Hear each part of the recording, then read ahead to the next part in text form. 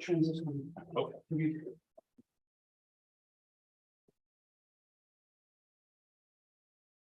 Okay, we are now live on YouTube. Good evening.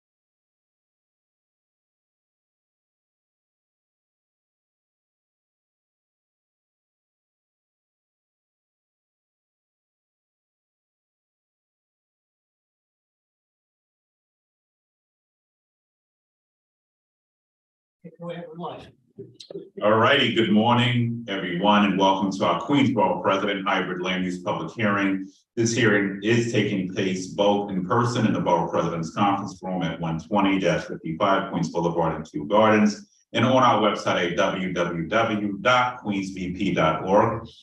Good morning to all. I am Queensborough President Donovan Richard Jr., and I will be chairing this land use public hearing.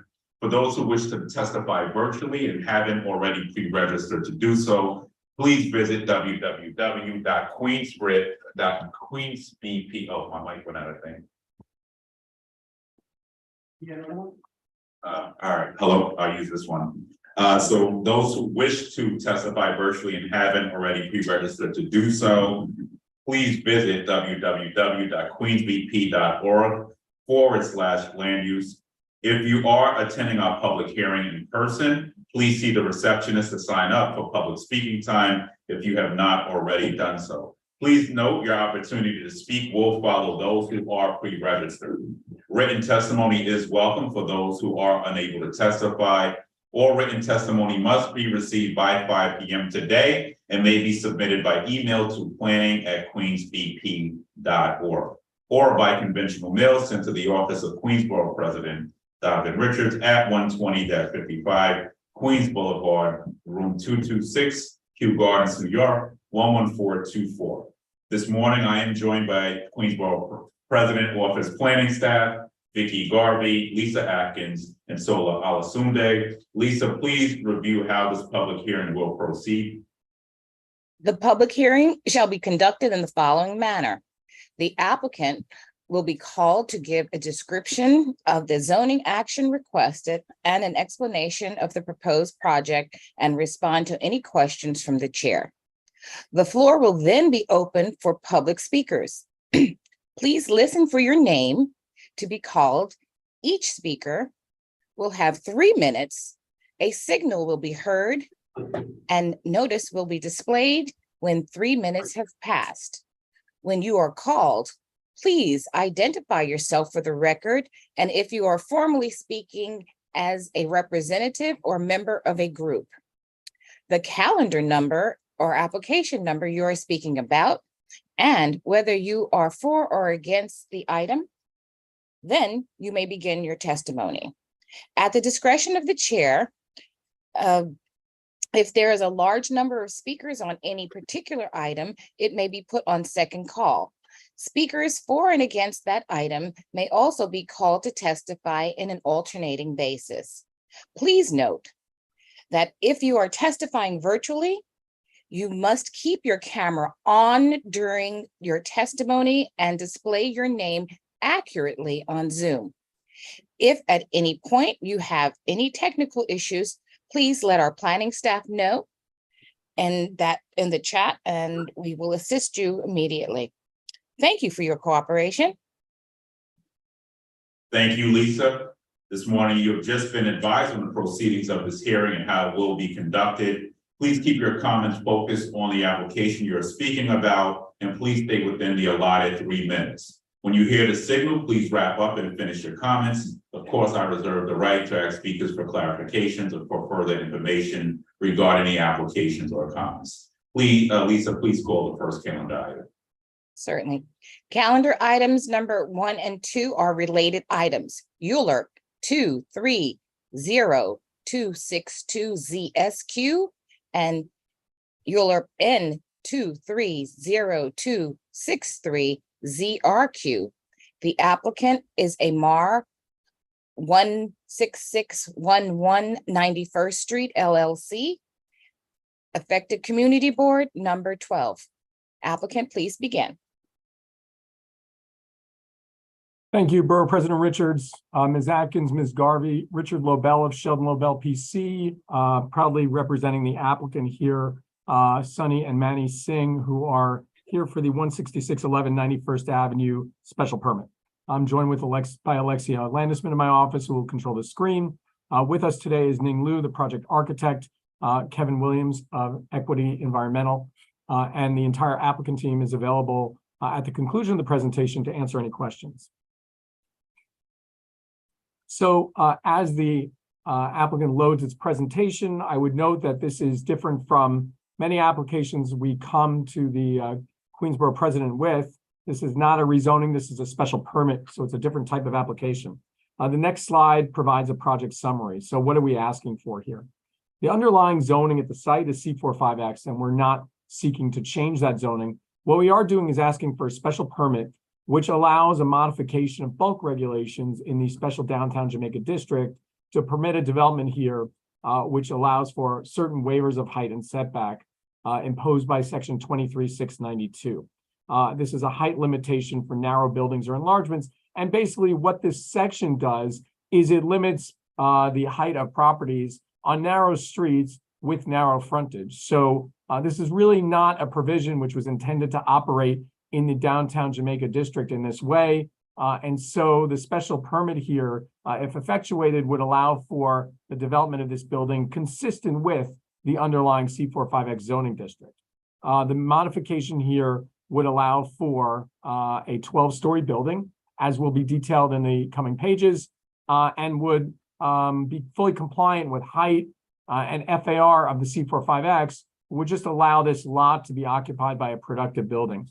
Additionally, in order to bring this application, we initially took meetings with city planning, who they themselves recommended that we put a mandatory inclusionary housing district overlay on the site. So this has the benefit not only of allowing a productive building here to create residential units, but also to allow for an MIH overlay, which was not here before. So this project would have the additional benefit of creating mandatory units, which it would not have before. So the next slide talks about the numbers behind the proposed development. And what are they?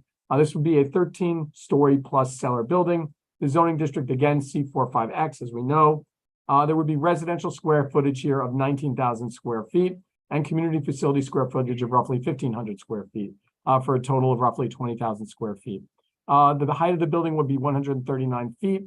Parking here would be waived, as the requirement for parking spaces is less than 15. And there would be 28 units, of which 8 units would projected to be at affordable. The height here, again, is similar to the height of other buildings in the area. Particularly, we note that the building at the end of this short block, 166-20 90th Avenue, is already currently in process for construction at a height which takes advantage of the entire C45X district. So again, you get more development here of a similar character to the surrounding properties, with the important addition of mandatory inclusionary housing at the site. The next slide and the next few slides demonstrate maps of the area, both zoning and area maps. So you can see the property here, again, located within a C45X district, which spans many blocks here. The depth and density of this the district is well recognized, as well as the fact that the C62 and C45X, as well as the R7A, both medium to medium high density districts, which permit development of this nature. The next slide shows the lot. You can see it is a small lot, and you can see that we front on this 40-foot wide portion of 91st Avenue. I would note that that if effectuated here, the special permit would allow for development here, and the special permit itself would not be utilized by any other property within the special downtown Jamaica district. So although every property would need to come in and meet their findings, when we looked at all the properties in the area, this is the only lot that's similarly affected by a narrow street frontage and a narrow street. So in our review, we didn't see any other properties which suffered from this condition. We're really the only lot which would be unable to build pursuant to this kind of esoteric 23-692 section. The next slide shows an area map, which I think kind of demonstrates why the special permit is particularly appropriate here. You've got a street system in the area which can well handle the additional density, or not even additional density, but additional height proposed by the building. The density itself is as of right.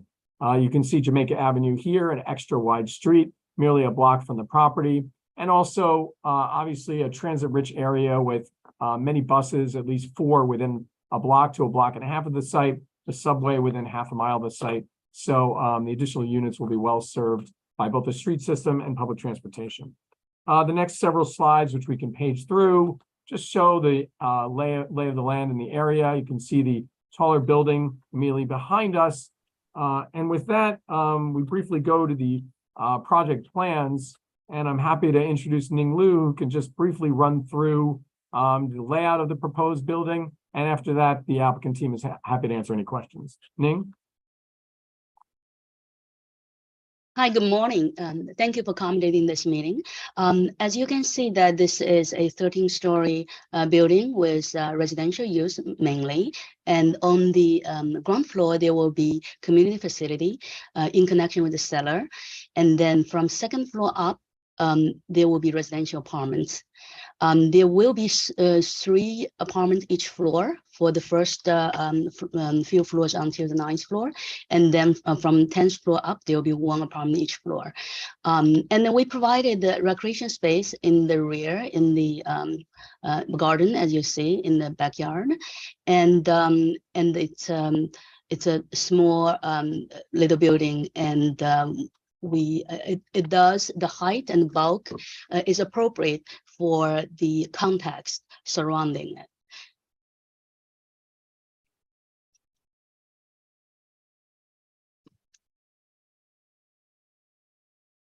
Thanks, Ning. Is there anything else you want to run through, or is that sufficient? I think the site is pretty straightforward. So I guess I would just see if anyone has any additional questions later. Okay.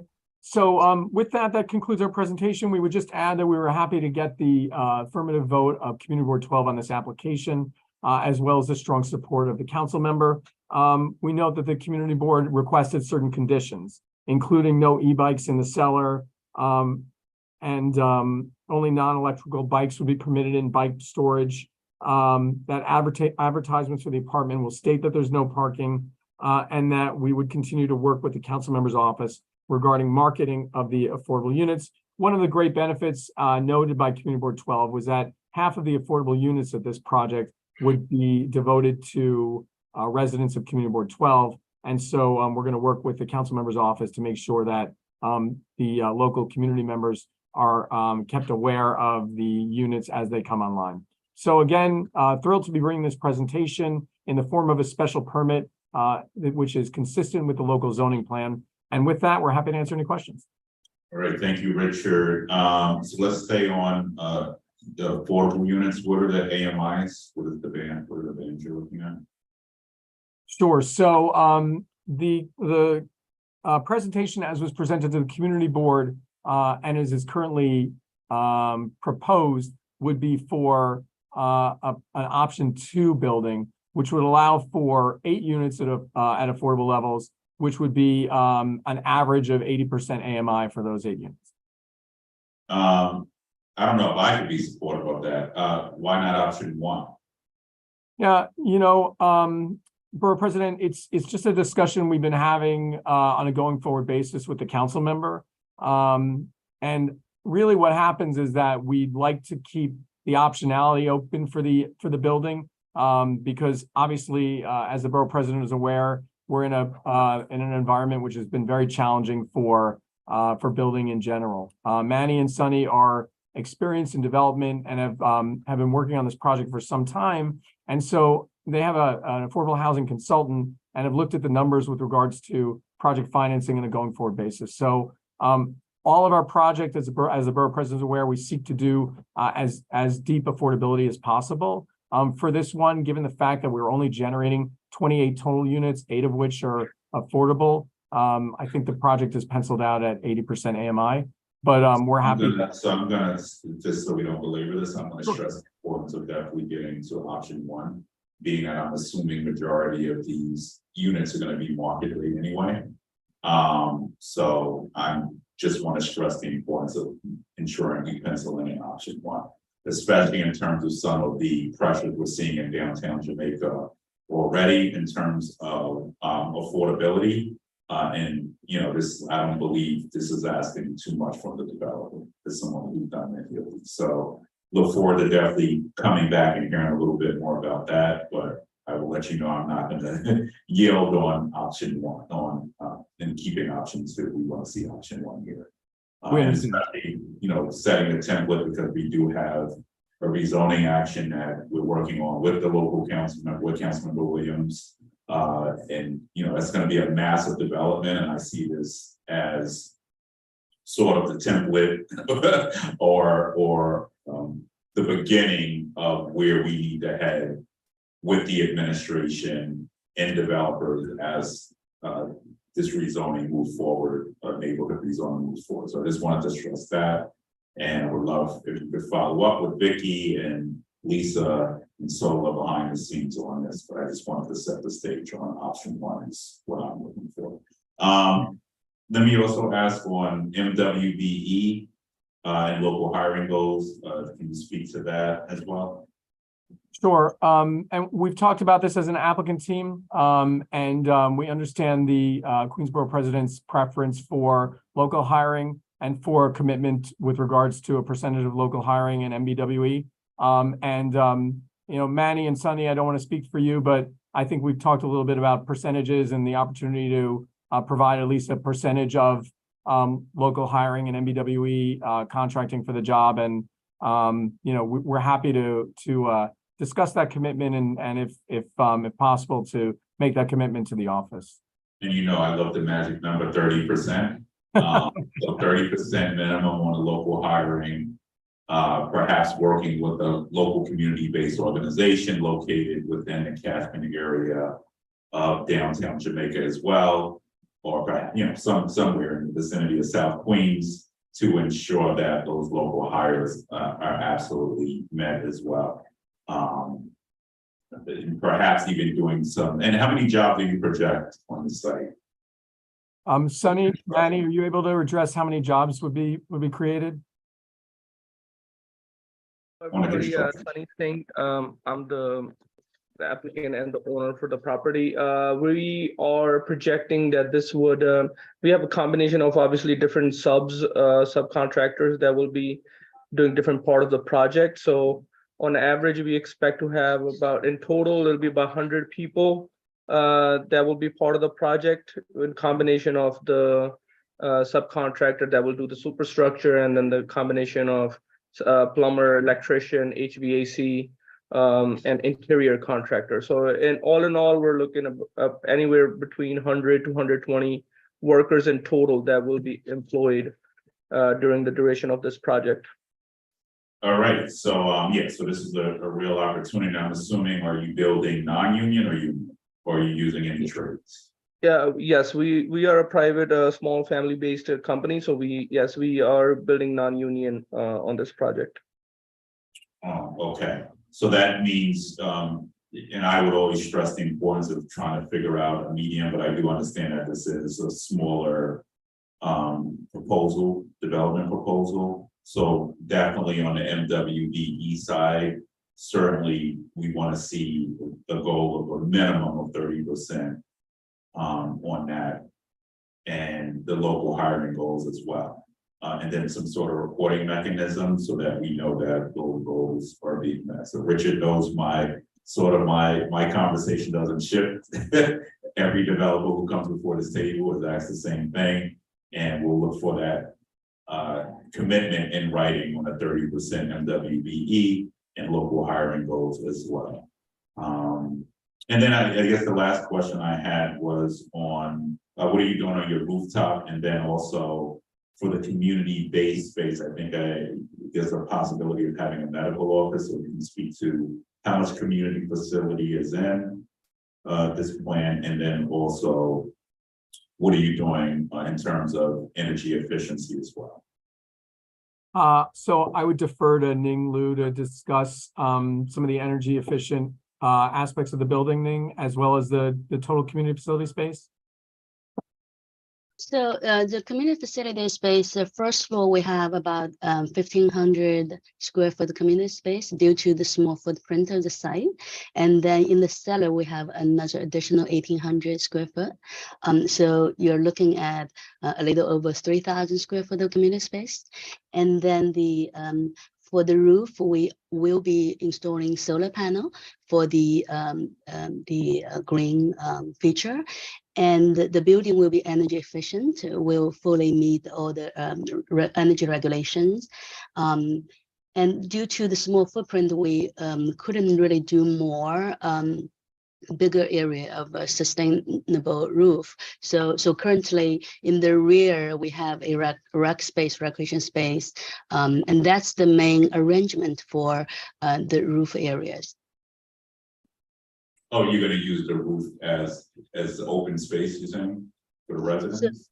So basically the first floor rear, which is roof of the cellar, that's going to be used as recreation for residents. On the top floor, because it's a very small footprint, so we can only accommodate the mostly solar panels and other required equipment, mechanical equipment, etc. You saying you couldn't, or you are, or you? We can only, we can only accommodate the required, because the building required generator, require roof unit, right, condensing units, and then we also need solar panel area. So it's pretty packed on the top of the roof. All right, good. That's my bill. And you should paint the roof white if you can as well. We will. Yeah. Okay. Mm-hmm. With that being said, I think that's all my questions on this item. I don't know if Vicky or Lisa Sola have any questions. No questions at this time, and no member of the public has registered to testify, so we can go ahead and close this item and move on. All right, seeing no members of the public want to testify, we'll move on to the next calendar item. Whitestone Lanes rezoning 30-05 Harrington Street, and I'll go back to Lisa. Okay. Calendar items number 3 and 4 are related items as well. ULURP numbers 230091ZMQ and ULURP N 230092ZRQ. The applicant is Mar Realty LLC. Affected Community Board number 7. Applicant, please begin. Good morning. My name is Eric Palatnik, aka applicant, and good morning, Borough President, and good morning, Ms. Atkins. Thank you both for conducting this public hearing today. And I would be remiss to start this hearing without complimenting your office on your fine leadership skills you've demonstrated over the past, but particularly within the past 5 days. So we are here today on behalf of Whitestone Lanes, and I see that Alonzo is trying to share the screen, but it doesn't look like it's coming up. Alonzo, are you getting online with it? You can't see my screen? Let me reshare 1 second. Bear with me.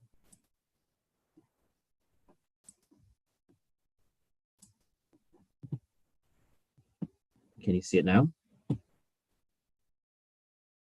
Is it loading? 1 second.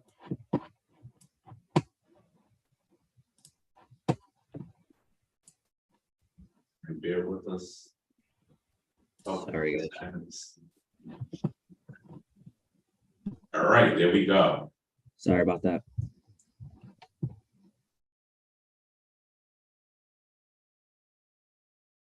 Eric, you're muted. All right, can you hear me now? All right, so after a little technical delay, and we apologize for that we are here. So Alonzo is his name, and he's controlling the screen. Mr. Borough President, thank you very much for your time today, and to your team, and particularly to the Department of City Planning and to the administrative staff of the entire land use process. I say that because we're here before in a collaborative effort. I think that you'll find is reflected in the community board vote with an overwhelmingly supportive position for this application, which is a rezoning from an M11 to an R7A for a beloved site named Whitestone Lanes. Now, while you're staring at the pictures, I just want to give you just 3 minutes of a little bit of background, because I think if you hear what's occurred over the course of the processing of this application, particularly with the input of the community, you will understand the plans that are presented in front of you right now, and hopefully you too will find a way to support it. The application, as shown here, does not have any commercial, does not have any community facility. That's not by accident. That was discussed with the community board at length. A lot of discussion went into the traffic. We're at a very busy intersection here, and there's been a recent, well, within the last decade, rebuilding of the intersection called Linden Place. And it's been the subject of much discussion. I'm sure you've seen it in the past. So the design and layout of both the apartment building you see here, the uses within it, and the parking configuration and its entrances are all designed around that thought in mind. With that having been in that thought in mind, you will see the building right now in front of you has no commercial use proposed within it. That was discussed with the community board, and it was agreed upon that it would create much more traffic than any other use would. So there was no commercial, and the applicant has agreed to that. And the rezoning reflects that. It's only an R7A. There is no commercial overlay. The second thing that was discussed at length with the community board was no community facility space. That was discussed because, again, it was demonstrated that community facility uses create a lot of traffic. You could have a medical use in there, and that in itself could generate much more traffic than any residential use would. So again, that was struck from the proposal.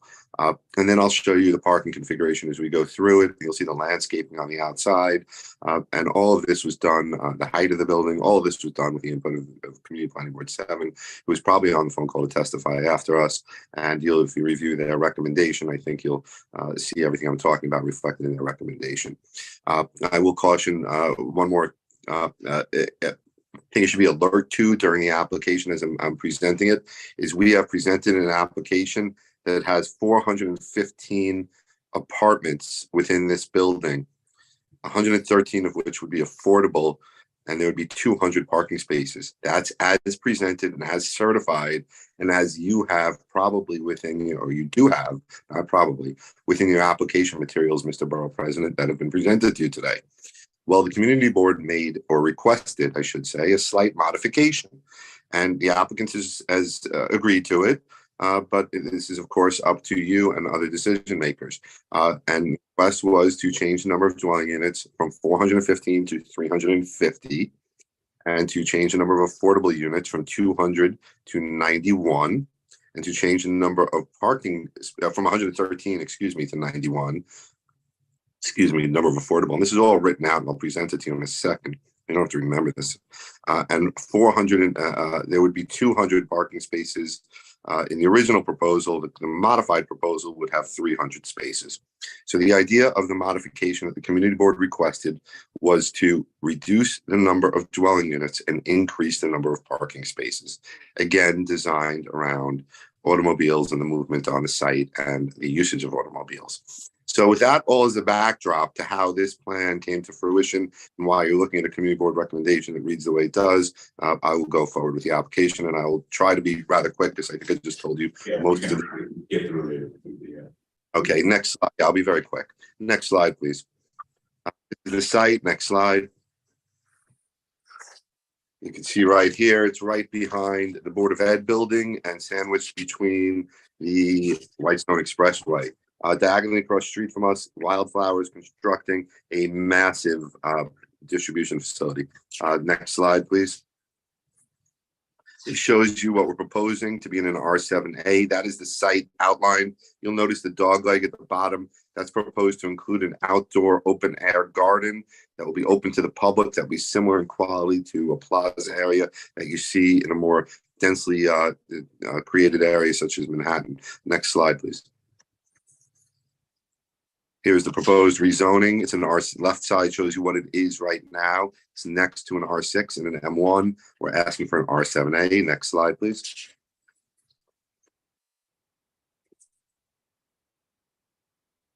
Next slide. Next slide. This is the proposed development. This is what I just described to you. This is now in front of you right now. It's proposed to have 377,000 square feet, floor area, 95 feet in height, 415 dwelling units, 113 of which are affordable, 200 parking spaces. The modification from the community board was to reduce the dwelling units from 415 to 350 and to increase the number of parking spaces from 200 to 300. And that would reduce the number of affordable from 113 that's shown here to 91. You'll see at the bottom of that slide a 400 square foot landscape, publicly accessible open air area is proposed, the first of its type in the area. Next slide. Next slide shows you the site in broader relationship to the larger area, and I think you know it well. Next slide. There are a host of different sustainability features, and including, of course, I just heard you speak to Mr. Lobel. We will be, of course, capturing rainwater. There will be many sustainability features. Actually, the one no vote that came at the community board was from one of the community board members who inquired quite rigorously with respect to stormwater retention, drainage, and things of the like. So all that is being paid attention to by Raymond Chan. He's here on the call, and he could speak to that if you would like to hear anything more about that. Next slide, please. The building's going to be beautiful. It's going to be stunning. I think compared to the slides you've just seen of the image of the area, which I know we all know very well, this is going to be a beautiful building when it is constructed. The area you're seeing right there is a plaza open air area. It's going to be very nice, accommodating area. It's going to be built to the standards of POPs, quasi POPs Plaza. There will be fencing, as you see here. The fencing and the type of fencing was all discussed with the community board. The community board will discuss with you maybe later, give you a heads up that maybe that area not be a plaza area, maybe be a parking garden, which is essentially a parking area with a lot of trees. That idea was rejected by city planning because they did an analysis of the open space in the park area there, and they found that it would trigger other objections if that was removed. So I will alert you to that, but so that is what is proposed, and that is what will be included in the application. Next slide, please. This just gives you some images of the before and after. I think it speaks for itself. Next slide. Next slide is pretty much what you expect of any sort of section. You've seen a million of them, I'm sure. What I want to call your attention to is on the left side where the flood elevation is. Of course, you know, we all have to be cognizant of that. The cars are going into the flood zone, so the cars are allowed to be and rightfully located within the flood zone. Everything else, utilities, mechanicals, you could see are all well above the flood zone. Next slide, please. Traffic and parking. I just wanted to start to go through here a little bit. Keep clicking. You know, these slides go to the traffic design considerations. There you go. Perfect. Right. So this is something that was discussed at length with the community board. These red arrows are not just indiscriminately placed. They were done after much discussion and analysis and months and months and months of comparisons. And what's come up with, you'll see this is a super, of course, we're juxtaposing the existing conditions with the proposed conditions, but we're just showing you the way traffic will flow, because that parking area with the red arrows leading in and out of is essentially the driveway into and out of the proposed building. So where the bowling alley now sits will be where the proposed building will be constructed, and the red arrows represent the access in and out. You'll see off of Linden Place on the right side, it's only a right turn in. That's intentional, so it's not to block traffic on Linden Place. And you'll see on Farrington Street, there's only one way out, and that's intentional, again, to minimize the traffic outflow. And we think that'll work great. It's been studied at length. The next slide starts to show you that in more detail, so I won't waste your time on the next few slides. If you can click ahead to traffic generation, we just want to show you this just so you're cognizant that we did do in-depth analysis of the as of right uses for commercial and community facility, working with the community board. What this graph represents, everything that's on the right that says as of right is traffic. And it's showing you, of course, the tremendous amount of increase in traffic related to any of the uses that we've described on the right side compared to what is proposed. And that again was discussed, engineered, analyzed, reviewed, and done with the input of the community board. We really worked very closely with them through the years. Next slide. We've done an analysis of school capacities. We've been quite thorough, and this was really done again with the support of the community board. And really, what we've really determined is the last bullet is a very close 1% reduction in school capacity. That's after all different school seats are built and everything's done. There's about to be a bunch of schools built, and what the professionals are telling me is that this will have a negligible impact on school seats as we move forward. But of course, everybody is concerned that as we build, we have to keep pace with school seats. I won't waste your time with much of the remaining slides, except if you can just click forward to the plaza area rendering. So the council, sorry, I'm going back in time. I just told you the council, but so Mr. Borough President could see. If you can go to page 38 of your plan, that would be great, of your sheets. Okay, so this, I'll stop right here, and this will be my last image to present to you for the sake of time. This tells you basically everything I just described to you in one picture. You'll notice in the middle of it of Farrington Street, there's sliding gates and then 24-foot wide number and a truck there. That depicts an unloading berth area for on and off street and delivered for off street deliveries by Amazon drivers. You can see this, the plaza area that I mentioned, the public open plaza. To the right with sliding gates. It'll open and close at dusk and dawn. You can see the types of uses in there. I think it's kind of cool. A community farm, a community meeting area, social sports, a picnic area, fitness area. It's things you don't really usually see when people are bringing applications in Queens. The rest of the building, everything to the left is within the building. So the open area you see within the building is a courtyard within the area for the use and enjoyment of the residents of the building. And that concludes, for the sake of time, my presentation. And I'd be happy, and the team would be happy to answer any more questions. Oh, maybe we should go to affordability, which I probably clicked over. Can you go to the MIH page? And I apologize for that. Alonzo, I don't know if you can pull up the MIH page. And I do apologize for that, Mr. Borough President. I was trying to speed up the time. I believe it's in your appendix. Can you see my screen? Yep, beautiful. Thank you. And I Yep. apologize. Of course, this is a very important component to the application.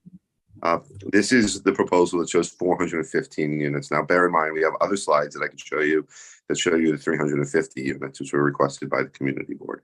But this is the basic idea of it. And what we're describing to you here, obviously, is the breakdown of the number of units and what option level we are at. We're at option level 1. And we are depicting or creating 113 units. And you could see the breakdown of them both on the left side and on the right side. So that concludes our presentation now. And I'd be happy to go to any detailed questions you may have, Mr. Borough President. Thank you, and good to see you. Let me start with, let's stay on the open space. I gotta ask this question. Are you gonna have slides for the kids as well? Or some swings? No, that's not proposed. But hey, listen, we're open to ideas. So I would definitely put that in, definitely propose that. We don't have slides yet. We will have slides tomorrow. Right. How's that? And let's start off with the unit count. Obviously, I'm not for reducing any unit counts because then we lose affordable units. And I'm just, as I said to the last applicant, we want to maximize affordability. Can you speak to which option you're using on MIH? We're at option level 1. Is that the question? Which option? Okay, so you're using MIH option 1. Good. Option level, and let me just make sure you understand too that of course we are reducing dwelling unit counts, but that's only with respect to the total number of dwelling units. The total amount of floor area being provided for the MIH units remains the same, although the total number of dwelling units being provided would be reduced. So they'll be in this scenario. So we'd be at 415, and I would suggest not going to 351. That's your opinion. You're entitled to have it, and that's why we're here. I am not for reducing unit counts. I will disagree with the community board on this one. Okay, just calling it. So just putting that on the record. So let's maximize the unit count here. I'm also a little bit dismayed at the fact that there's no community facility nor commercial. And I think, coming out of the pandemic, certainly live, work, and play is certainly where the borough is headed.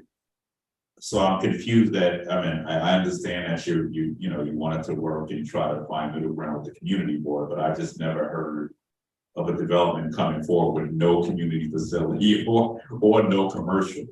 Well, Can you speak to community facility? And at the very least, if the community board was concerned about traffic, we should be thinking about community facility for the residents. So amenities like gyms and perhaps meeting space for the tenants. So can you, you just gave them everything. Sounds like. And this is a great project, but I just find it odd that we would have no neighborhood retail in this area, no community facility. So where do they go to the cleaners? Where do they go to get their local paper? And I think for residents who are going to live, and I know this site very well, off the Whitestone Parkway, I don't want to assume everybody's going to drive at the site. I think we should be more thoughtful, especially in light of coming out of this pandemic where everybody's not going into Manhattan to work. We should have incubate, at the very least, be thinking about business incubator space, and certainly ways to create jobs as well, which does come through neighborhood retail. So can you speak to, is there wiggle room to adjust this plan? I of course can't tell the council what to do, but we'll certainly work with Councilmember Ong to make sure that my opinion is heard on community facility. At the very least. I'd be happy to answer all of your comments, and you make very good points. And boy, I wish you were in the room in a couple of meetings over the past 3 or 4 years. So what it's boiled down to is the reason why there's no request for commercial here is because the community board drew a very strong line on commercial, and in defense of their position, when we wanted it badly because commercial helps hedge any good financial investment as a hedge, and any building is a financial investment, and commercial of course helps give any developer an opportunity to make sure that they have safety in their investment. So we wanted that, and we wanted that badly. We worked for a while to try to get it. The traffic generation was tremendous from it, and the community board felt that was overwhelming, and they really took a very strong position on it. I'm sure they'll speak to that in a moment. And they pointed in their defense to the shopping center that's next door, which is a very large shopping center. And that was when we made the very same arguments you just made about we need the commercial.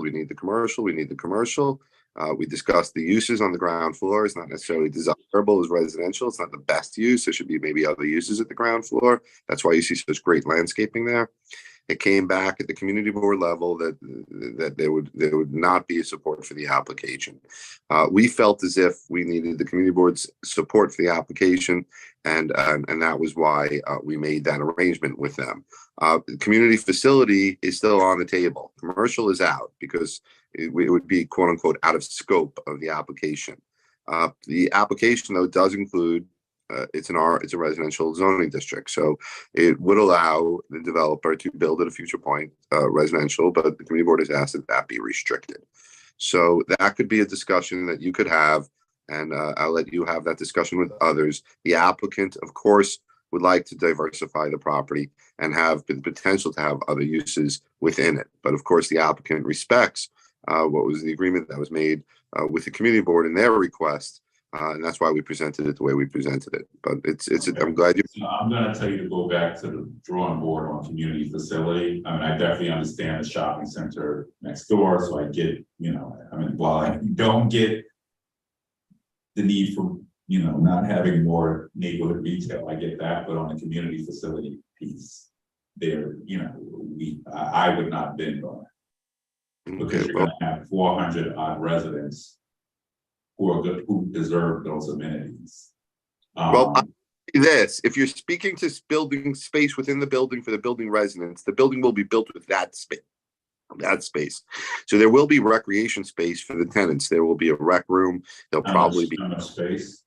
I'll let Raymond Chan You speak to said that. no community facility space, so I was. When I spoke to no community facility, what I'm going to be more specific. What I was speaking to was no such as a medical use or ambulatory diagnostic treatment healthcare facilities or other quote unquote zoning defined community facility spaces that would allow a user such as say NYU Langone to come in and operate out of the space. That was the request of the community board. Okay. There will What about daycare space? It will not allow for daycare space. That would fall under the Langone analogy I just used a moment ago. That would be a zoning, that would be a for-profit use within the building. There will be ample room within the building for the recreation and enjoyment and use of the tenants. And we even spoke to the community board if they ever want to have meetings in some of the spaces created within the building. That could even be a thing too over there. Can you give me the square footage on that, Eric? I don't have it in front of me right now. Raymond might have it. He's on the call right now, Raymond Chan. I don't know if he could testify right now and speak, but if he can, he might be able to answer that. He's the project architect. Raymond, yes, you hear us? yeah, Your Honor, how are you? Good morning. Yeah, we do have a recreation area within the building. If it's looking at the ground floor plan, we do have like close to 3,500 square feet of recreation area, which actually will connect to the outdoor space that we have at the courtyard. So tenant can actually exercise and do their, the birthday party and all this stuff within those space. And, area is correct. There is a big shopping center adjacent to it. And, pretty much the tenant can actually go there for, any kind, type of pizza, McDonald's and all this stuff. They're all around the area, including the supermarket. So it is a pretty. So you said 3,500 square feet, right? Yes, yes. And at the same time, we do set back our building 10 feet from from Linden Place, a minimum 10 feet from Linden Place and also from Farrington Street. And at the intersection of Linden Place and Whitestone Expressway, we set back almost like 30 feet, a certain area, create some kind of park-like environment, so kind of soften up the traffic out on Whitestone Lane. So this is what we are planning to do. So soften up the entire neighborhood. So. Okay. All right, 3,500 square feet, and this is the entire development. I mean, I would love to see at least 5, but we will talk to you offline on that. And then in terms of the just going back to the affordability, is there room to squeeze in some units at 30% AMI? Yes. Great. Yes. So definitely, I think in your new deck, and once again, I know the community board has their opinion on reducing unit counts. Based on what we're seeing in this borough, reducing unit counts, it's not something we want to see.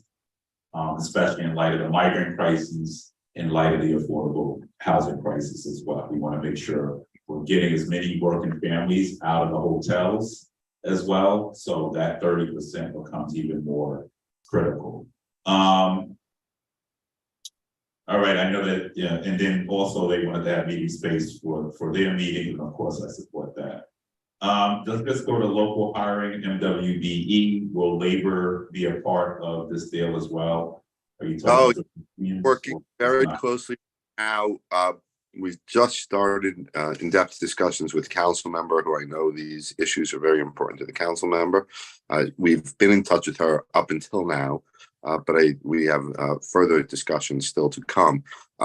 With respect to that, we've already engaged in very deep conversations with a local building services union that I think everybody knows. I don't want to say their name yet because we have not signed the paperwork yet, but we anticipate that paperwork is all in mid-process right now. And in good faith, I'm here to tell you that we believe it will be signed. I see no reason why it will not be. And I believe you will know that organization and be very comfortable with them. And hopefully they'll be running the building. The building itself, I can't tell you with any sort of specificity is the amount of jobs. For sure, I can tell you it will be somewhere between 15 to 30 jobs will be created. You'll need porters, you'll have doormen, you'll have door women or door people, you'll have maintenance teams and the likes, not to mention all the ancillary support services that is going to generate an income for the businesses within Queens that are going to need to service, decorate, paint, and furnish and clean and maintain and improve each resident's apartment. So I think it'll be a nice thing both for the community as well as for the residents there economically. We will be doing local hiring. We will be speaking with the council member about a community-based organization that she likes to work with, so that way we could work with them during the construction process. The owners of the property are the Macaluso family. They are on the phones right now. They are not builders. They are bowling alley owners, and they've done a fine job of running it. They are seeking to partner with a builder, and every partner that they've potentially spoken to has said the same thing, that they will abide by whatever agreements we make with the borough president and the city with respect to hiring practices. So that hopefully touched upon all the points, so I saved you some breath. And I'm going to ask for the minimum 30% on MWBE local hiring as well. And then also outreach efforts, especially for some of the public housing residents that are somewhat close in vicinity to this development. So whether that's the Lewis Lattimore houses or the Bland houses, making sure that those outreach efforts also happen there for these job opportunities, and always trying to figure out ways to partner with community-based organizations to ensure that, you know, we're reaching into the communities organically on the hiring efforts. But with that being said, it's not a strike yet, this project. I think reducing the unit count certainly would be problematic for me. You know, certainly community board, you know, I think 200 parking spots is excessive, but if you want to meet them in the middle on it, that's on you. And then I guess the last question I have is just on energy efficiency. What are we doing on the rooftop? Raymond, do you want to speak to the electrical system? That'll be, I believe the building is going to be fully electric in compliance with new regulations. And Raymond, do you want to describe the systems you're planning on putting in?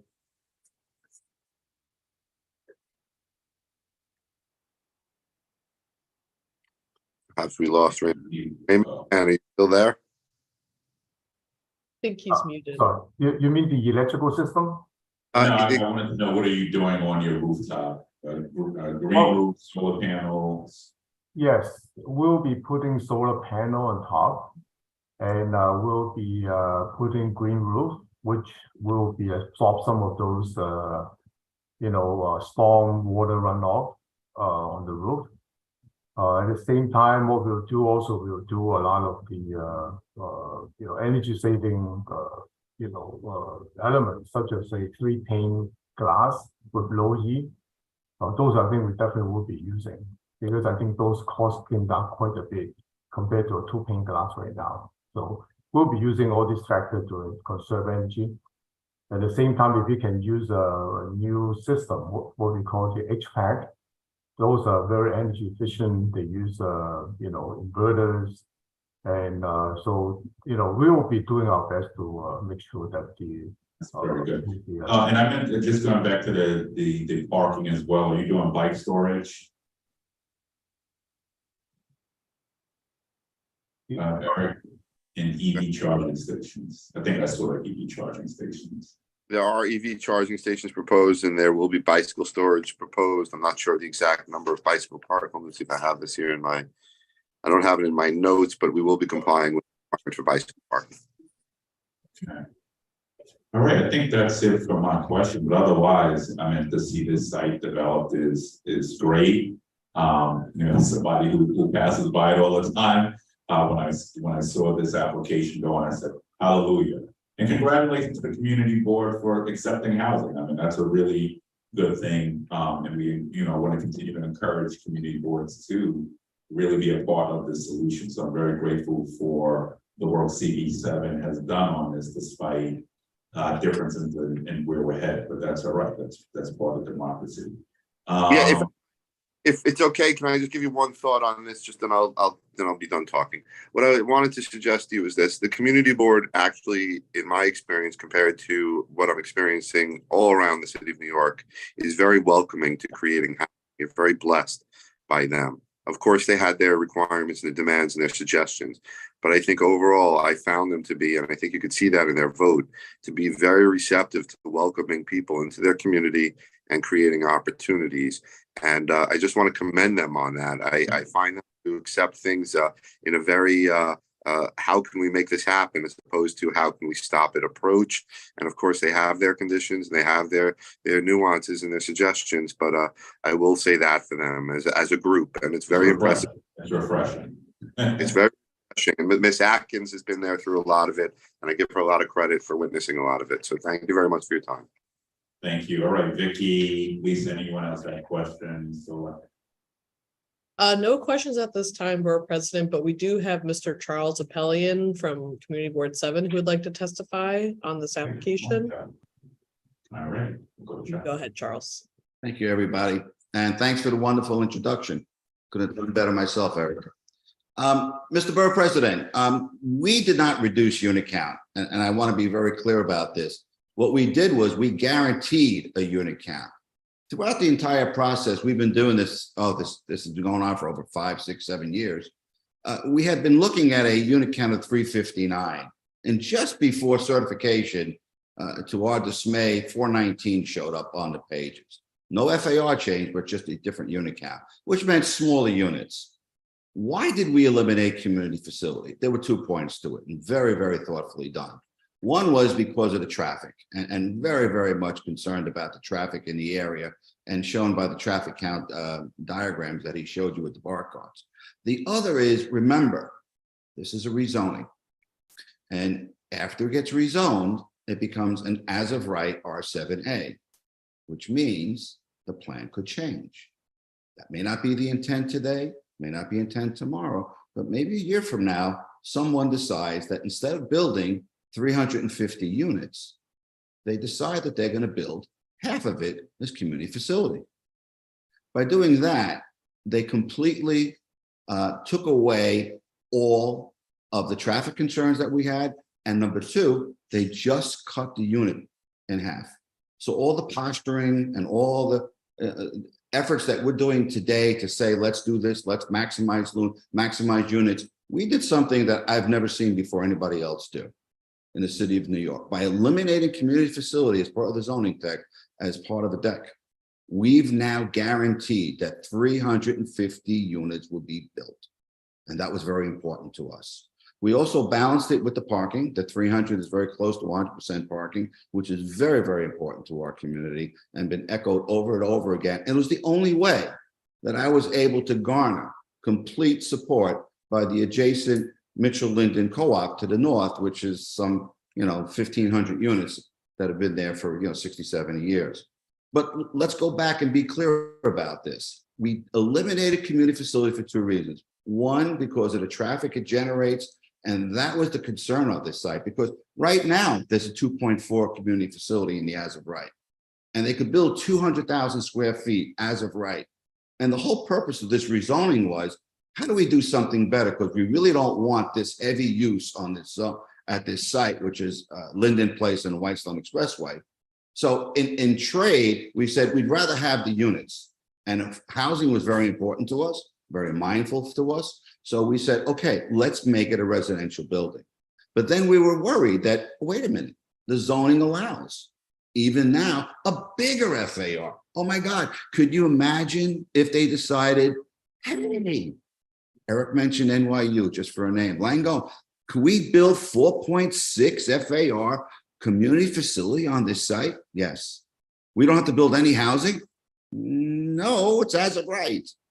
All the hard work we just did was undone. And that's what we tried to prevent. And that's what we're protecting at this point. So by eliminating community facility use, and there's plenty in the district, trust me, I know there's open spaces. Commercial space, it was brought up at the very end. The shopping center to the direct south of us is 200,000 square feet, and it's woefully underbuilt. So there's tremendous opportunity for people to walk across the street for that. We wanted to guarantee residential. So 350 units, take your workforce, take your option number one, which we didn't really get too much into because we, over the years, have liked to let the council member take that lead on that. And it was very, very important to us. And that's how we got just about a unanimous approval. So I'm confused. So we had 350, Eric, what's the unit count we're at? he's muted. You muted. It's the oldest trick in the book. 415 units is what's in your paperwork right now. 350 is what the community board requested us amend. Yeah. Yeah, and I hear you, definitely, Chuck. But I do think that you could have done, and I disagree, you disagree, but you could have definitely, I think, still got some community facility uses that would benefit the residents. So, but I will say I'm definitely appreciative of the efforts of the board, and not being nimble. So